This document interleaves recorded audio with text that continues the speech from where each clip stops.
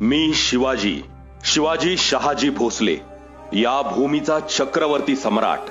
आम्हाला या भूमीत विलीन होऊन आज 400 वर्षे झाली. तरी आदर्श शोधायची वेळ आल्यावर तुम्हाला 400 वर्षे मागे जाऊन आमच्यापर्यंत काय यावे लागते? तो आदर्श तुमच्यात नाहीच का? कसा असेल? तुमच्या रक्तातच भेसळ झाली आणि तो आदर्श विकला गेला अवघ्या काही स्वार्थात. म्हणून आम्ही काल वाऱ्याच्या एका तडाख्यात पडलो त्या राज्यात जिथे आम्ही जन्माला आलो, लढलो, घडलो आणि काल अखेर तुमच्या राज्यात पडलो. कीव येते मला तुमच्या फुटकळ विचारांची.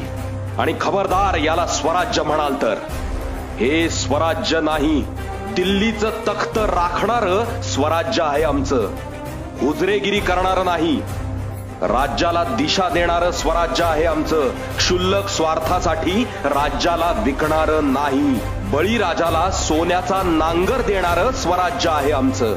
त्याला फाशीचा दोर देणार नाही. सर्वसामान्य जनतेला करमुक्त करणारं स्वराज्य आहे आमचं. त्याच करातून भ्रष्टाचार करून स्वतःचे इमले बांधणारं नाही.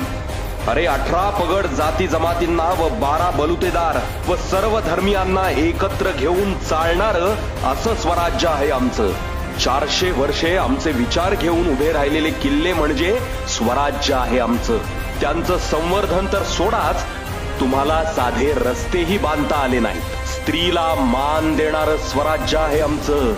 तिचा पदर खेचणार नाही आणि ज्याने ती हिम्मत दाखवली त्याचा पुरुषार्थ ठेचला आम्ही. चामडी सोलून देहाचा चौरंग केला, त्याचं तुम्ही काय केलं? बोला. इतकं थंड रक्त मराठ्यांचं असूच शकत नाही. हेच करायचंय तर आमचं नाव लावणं बंद करा.